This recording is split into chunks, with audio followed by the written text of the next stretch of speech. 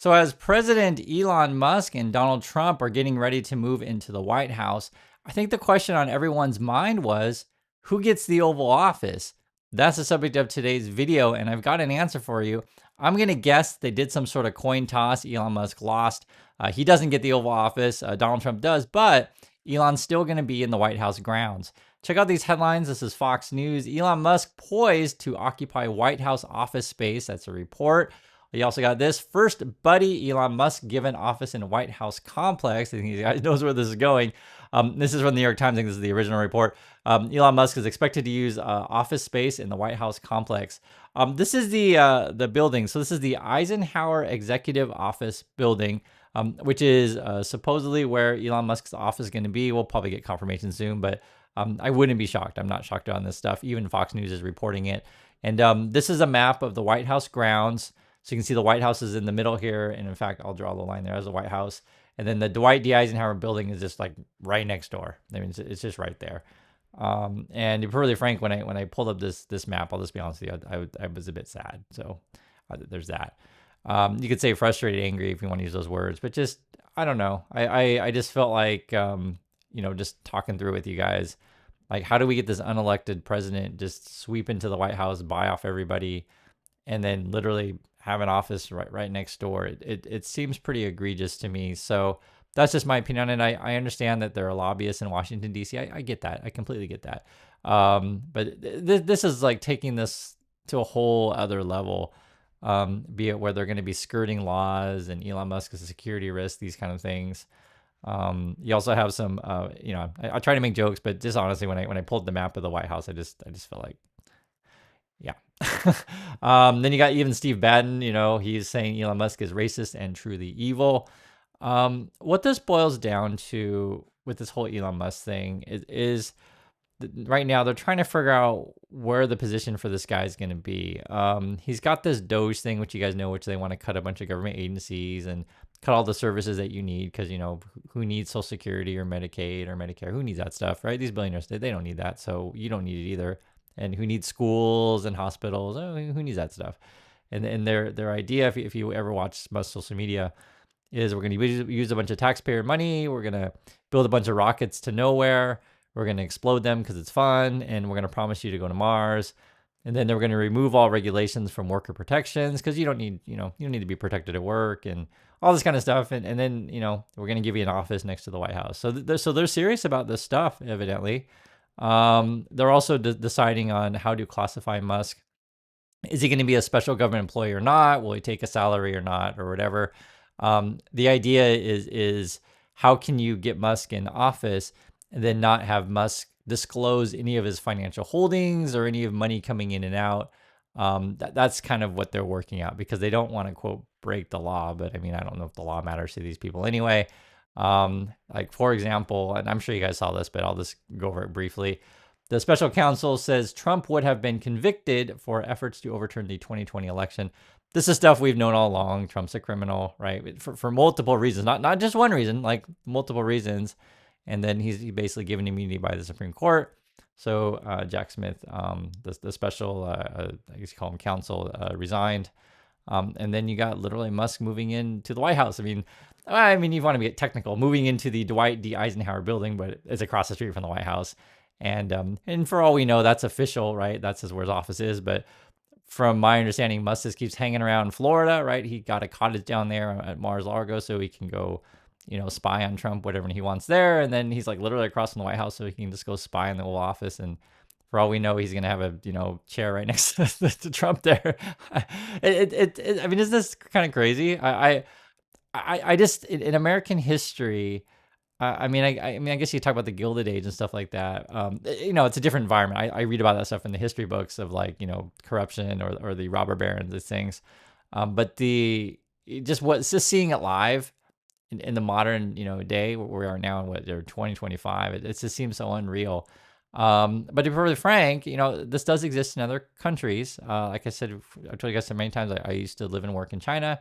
I lived and worked in Vietnam. I'm also here in Korea right now, and there's corruption. It's a real thing. I can't speak to levels of corruption in Europe and how that plays out, but generally speaking, when you have corruption in countries, it's often the basically the big companies just take over everything and they buy off all the politicians. And there's that. I think the big problem though with the whole Musk stuff, not that it doesn't exist in other countries. I mean, it exists everywhere, right? It exists everywhere, the corruption. But you also have corruption with extreme incompetence from Musk, which he shows daily, and he's got like the intellect of like a 13-year-old. It's obvious when you ever see him speak. And then what's worse is they want to weaken the education system so people are too dumb to call it out. I don't know what else to say. I mean, I can cry every day about it, but I just tell you guys what's going on. But like I said, I mean, I looked at the White House complex map. I felt sad about the situation. But that's USA. What can you do? People voted for that stuff. That's what they want, I guess. They want President Musk to run the show. And then you got this crazy announcement. These are real headlines. I can't believe read this stuff. I'll give it to them. They're at least creative. Trump announces new external revenue service to collect tariff funds. You heard that right. The External Revenue Service. So I guess it's going to be the ERS. This is a quote from Trump. For far too long, we have relied on great people using the Internal Revenue Service, that's the IRS. Those soft and pathetically weak trade agreements, the American economy has delivered growth and prosperity to the world while taxing ourselves. It is time for that to change. I am today announcing that I will create the External Revenue Service. Right? He's going to hire the best people. How do you even read this stuff? It's so stupid. To collect tariffs, duties, and all revenue that come from foreign sources. We will begin charging those that make money off of us with trade, and they will start paying. Finally, their fair share. January 2025, with the birth date of the External Revenue Service, make America great again. So that was Donald Trump. That's his official statement on the External Revenue Service. Basically, it's a big scam. It's a big scam. I think they made this new thing to like confuse people. They try to make it like it's a tax service on other countries. They're like, yeah, I'm taxing China, but it's not actually the case. The people who pay the tax are the American companies who import the goods, and then those taxes actually get passed on to you, the consumer. It's just this whole Trump thing is just you make a new name and you try to fool people. And they call it the External Revenue Service because it kind of gives the impression that you're taxing other countries, right? That's why you would call it that way. So they are creative, and the Trump people are the Trumpers, the MAGA people are too stupid to understand this stuff anyway. And if you're a Trump fan, I want you to please explain me who pays the tariff. Please explain it to me. I'd like to hear your point of view on that. Just want to make sure you understand it. And that's what it is. So they say they want to cut stuff, yet they're going to make new stuff. And there's that. It is true, and I talked about this in the last video, China does have a trade surplus. Essentially, they just have a cheaper labor force. They have less worker protections over there. The government invests a lot in manufacturing these kind of things. And the USA is kind of past that. We're not necessarily a factory country anymore. We've moved on to the modern information age now. Unfortunately, and I've said this several times, please watch my last video, many workers haven't upgraded their skills to compete in the modern workforce. And so then they want to work in factories to compete with other, be it robots, right? Other factories that are fully automated, which is tough to compete with if you're a worker with, these kind of skills. Or you want to compete with lower paid workers around the world. And it's a tough situation. You could certainly have a job in USA if you want to work in the fields, right? That kind of stuff, like do those kind of jobs. But that's sort of like, it's just how our modern system works for companies who want to maintain profits. You either send job overseas, you automate, you streamline things, and there's that. On top of that, and this is where it gets really complicated, there certainly are workers who want to protect their jobs, which I completely get. I'm not stupid. I completely get it, right? So the longshoremen, a lot of these jobs could easily be replaced by robots. We've seen it overseas. It's real. Even here in Busan, there's a lot of automation of these ports.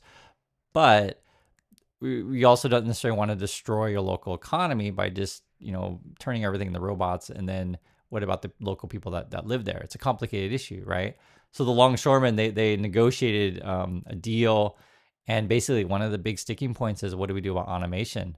And do we go semi-automation, fully automation? What about our jobs, et cetera? And they come up with some sort of deal, but I honestly think it's just delaying the inevitable for some types of jobs. Doesn't mean all jobs, but some types of jobs. And also we have a slowdown in the economy. That's why I mentioned this stuff. It's multiple factors, right? If you just blame the dark people, which is like the Trumps and Musk kind of do, and they get you all angry and stuff like that. Yeah, if you want to simplify the world and make it basically wrong, stupid, and dumb, you can think that way. But it's a very, very complicated world because we're all interconnected these days, right? So, for example, over at Meta Facebook, they're cutting some of their staff, and they're going to blame DEI and stuff like that. Hey, let's cut as many jobs as possible, but they're just coming with excuses because the growth isn't there anymore, and hiring is never fair. It's just not. And the best way to just to think about this is like whatever job that you're at, all the people above you, do you feel like, oh my God, they're all more qualified than me? And I bring that up because if you just watch what's happening in the public eye, be it with the Trumps and the Musks, obviously these people are incompetent. It's obvious. The same way that watching Hegseth, he's not particularly the best candidate out there. It should be obvious to anyone. They just picked him because he's a loyalist, right? He's loyal to Trump. He kisses the ring. He appeared on Fox News. That's what Trump wants. And so that's how the world really works. Is the people like the Pete Hegseth. That's the reality. It's a lot of corruption and cronyism. And one of the things that I'd like to see more is not just government, companies everywhere hire fairly, and I think it's a good thing to hire fairly, but very, very few companies do. It doesn't matter if you have DEI or not have DEI. Just people tend to hire their friends. That's how things are. That's how things are done. It doesn't have to be like that, but that's what a lot of organizations do. Or hiring is all done through referrals. And this is at all levels of society. Just think about, like, for example, in construction work, right? Maybe you find one good worker, and then you ask that worker, hey, do you have any friends that are also good workers? And they'll say, oh, I have these friends, etc. And that's how the game is played. But there comes a point to where, like, it's not really about finding good workers anymore. It's just finding people's friends. And then if you've ever got a call from a friend and said, hey, I got a friend who's got an opportunity for a job, is looking for someone, do you want to work, right? That's how that stuff works. So it's very time consuming to go and find qualified people. I'm just telling you, it takes money. It's time consuming to do these kind of things. And so that's why a lot of people go through referrals. It's just how the world operates. If you guys have a different experience in the world, please let me know. And then on top of that, with the USA, you have classism, you have racism, sexism, these kind of stuff, and all these factors play in together. And people try to pretend like everything's fair. If you only hire white guys, then it must be fair, right? That's what they try to convince you. And I just say, guys, I've lived long enough. I've seen enough things. I write about this stuff in my book. It's called Positive Angle. I had to deal with this stuff all throughout my life. Feel free to check my resume and compare it to other people's, and you'll see what I'm talking about. So I just laugh because I've seen, so many excuses which way or whatever, why you need to hire Hague-Smith and not hire someone else, right? And it just boils down to he's a loyalist, he's part of the boys club.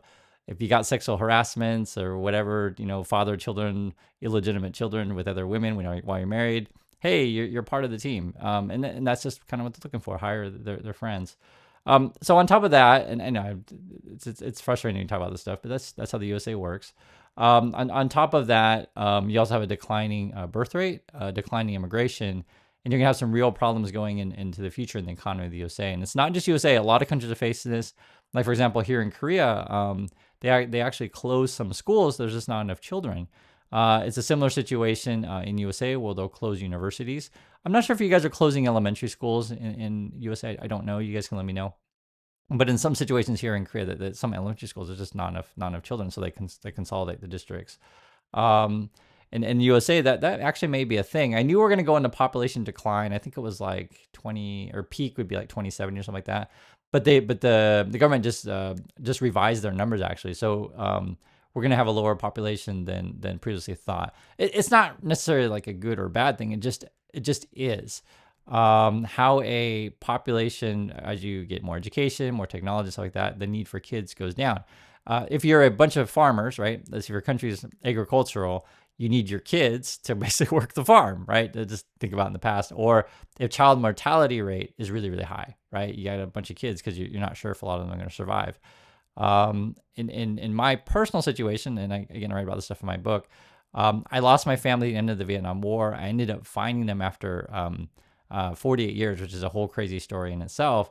It turns out I got 8 brothers and sisters, which is absolutely insane. Like I said, it's a Looney Tune story, but a lot of people in Vietnam had a bunch of children because child mortality rate was so high as during a war, and it's just a different culture. Today, the birth rate has gone way down, and Vietnam is exploding in terms of GDP, et cetera. Like how I'm trying to say it politely, but it's just the reality. If you just have a bunch of kids that you can't afford, like your quality of living goes down, right? Because it's just how it is. And then when women get more education, so they delay childbirth, right? It doesn't necessarily mean that every household has to have 2 workers in the household. Although in today you feel like you need it, but just things change. You don't have 10 kids anymore. You maybe only have 1 or 2, right? And so then you'll have an imbalance between workers and retirees. People live longer also. I mean, these are all demographic stuff, but it shows up in our markets, in our economy, because we may not necessarily have perpetual housing growth, right? And I'm just showing you guys different charts here, and because kind of some of the things were like the Trumps or whatever, the Musk, because Musk is a good example because he, what's he good at? He's good at pumping the stock, because like he did the firefighter thing the other day, and people were making fun of him because like he was trying to make these claims about firefighting, and clearly he doesn't know what he's talking about. But it's a lot of stuff like that. But when these kind of people, when their solution is, well, when in doubt, all problems are solved by building more AI, more robots. It's not exactly, or when they promise you we're gonna have 50% growth forever, it's like not exactly, because there comes a point where you just can't grow anymore. The system is unsustainable. Like we don't have enough clean water for everyone, right? So you can't have infinite human growth. And then he'll say, "Oh well, Chris, you're so dumb. We're all going to go to Mars." Oh, okay, great. It's this is what's frustrating me about U.S. politics or anything, is like people don't show you these kind of charts and numbers about, hey, population changes are just a natural system of what's happening, right? And then for some people get scared because they're not used to the change in demographics. For some people, for boys, right, they're worried that girls maybe study harder, in school than them, and have a chance at a better job than them, and they get scared, like, oh, I wish I didn't have to get education and I could still be the only breadwinner. Why do these women want to get educated? I hate that. And that's what it boils down to. And sometimes a little bit mean about this stuff, but it's just like when I see all these things going on, it's so obvious what's happening. So then you have deficit spending, which again is not just USA; it's multiple countries around the world. It's a big problem in Europe, actually. So like your like France, for example. Anyone who's lived in France, you guys know this kind of stuff. It's just your pension systems are really expensive, right? So we got to figure out how to keep this system afloat. On top of that, now we got Trump coming in, concerns about how we're going to pay for all these things. So probably the government's going to have to issue a whole bunch of debt. Who's going to buy the debt? China's been dumping U.S. bonds. They've been, inspired by the government. They've been meeting with rich people and be like, you better be buying, Chinese debt, and forget about that American stuff, and having like these private meetings. It's pretty crazy when you read these reports. But if they don't play ball, they can arrest you whenever, corruption charges, stuff like that. So they're a little bit more mean about that stuff. In USA, I guess we don't arrest anyone for corruption ever, not even Trump. On top of that, which is something that people don't talk about enough, to keep Social Security afloat, one of the things that we're doing, because we're short on workers, is you could call them illegals or undocumented workers, actually pay into the Social Security system. They gave a number here. This just came out today. It was interesting. The number was 25.7 billion. I guess that was in 2022. And then they did a couple things going on. So when you hire someone, I guess you're supposed to have a Social Security number. They can use a fake one or whatever. Or I'm not gonna read the description. And then when you file your taxes, you use an ITIN. So it says here, because sometimes people ask how this works. It says employees are generally required to verify prospective workers' identities and eligibility to work in the I-9 form. Since people generally need a Social Security number to get a job, undocumented workers who receive paychecks instead being paid in cash, so that's one way around it, for example, or made up Social Security numbers or another person's Social Security number, right? But then when they do their returns, they do the ITIN number, and that's legal. So it's kind of an interesting thing that they got going on there. And then on top of that, you're going to have a change in media of how all this stuff is covered. So like I said, my frustration with everything is, and the same with YouTube. Most of the YouTubers, they just focus on the drama. They don't actually really talk about any of these demographic numbers or economic numbers. I get it. I totally get it. But I understand the drama is easier to understand and it's more fun to talk about. So anyway, I try to give you a full picture, but you're gonna see a change in the media landscape though. And maybe some actually some YouTube channels are pushing more to the right and more dumb, frankly. The MSNBC, I guess their president's stepping down, but I think they're doing some sort of spin-off there. And this is just, like I said, it just reflects the changes that we're going to be seeing. I myself, I don't need to be friends with Donald Trump or Elon Musk. As I said several times, like say Musk is about my age, I went to the same school, so I know many of the same people. I'm not in awe of these kind of people. I just know they're born rich. I know that if you lie, cheat, and steal, yes, you can get a bunch of money. But there are more things in life than just money. Depends who you want to hang out with, what kind of family you want to have, who you want to associate with. For these people, my dream isn't to associate with Donald Trump all day every day. It's not really my dream, nor Musk. But like I said, everyone has their own goals in life. And unfortunately, I guess a lot of people in the USA these days worship money. And I was thinking about this when someone has mentioned it before of like, the people who are in awe of these billionaires, it just shows kind of the person you are. So I think greed, unfortunately, has taken over the culture in USA. You have greed, you have desperation. I guess that's people who want to be greedy. And you also have this culture of people that don't believe in sharing or community, which is kind of strange to me also. I say it so many times, I'll just repeat it again, right? Invest in healthcare, invest in education, affordable housing, public transportation, these sort of things. Things can be different, but the way the U.S. system works is it's winners and losers, which I understand. If you're on the winning side, you're absolutely doing fantastic, but the losing side is going to get much bigger. The gap between rich and poor will continue, and you'll have a lot of corruption in the system. So, for those of you who pay attention to this kind of stuff, like for example, Capital One can cheat you. I guess was it $2 billion or something. So like if a new product comes out that can make you more money, they don't necessarily tell you about that. They'll keep you on the old product, that kind of thing. It'll be this kind of stuff. So like, because people say, well, if I care about corruption, like how would that change in my life? Well, these kind of things, like these little things, like I told you guys before about say gym memberships, will they screw you, not screw you? Or Amazon, will they screw you, not screw you? And so signing up for Prime, these kind of stuff. And sometimes the MAGA will write in the comments like, oh, I don't care about, memberships. I don't care about Adobe. I don't care about Amazon. Like, but you don't realize that like these little small corruptions add up over time. And it starts to, or if someone was a Graystar can cheat you on the rent or hidden fees on, pest control, like these nickel and dime stuff just start to add up, or ATM fees. But I understand if you want to just be petty and say, oh, it doesn't matter, you're too stupid, Chris, like that kind of stuff. I don't know what to say. All I can say is I try to give you as much information as I can. I completely understand most YouTube channels cover a very, very small part of how the world really works, or flat out lie to you. And I also understand that the being of the big TV channels, they want access to Trump, so they'll start sucking up to them more, and you'll see a lot of the companies go that way. So, in my opinion, that's what USA is. It's ruled by greed. It's ruled by people who are not educated, or if you are educated, you'd say, well, I'm just not going to tell the other people the truth, and figure out ways to take advantage of them. So it's a complicated and frustrating system. But I'll just say this: not everyone out there is like that, nor do you have to behave in that way. There's only so much money that a person really needs in life. And then after you reach a certain point, you're actually totally fine. And you could figure out ways to contribute to the world in a positive way. So anyway, that's my rant for the day. I do appreciate your time, everyone. And I'll catch you on the next video.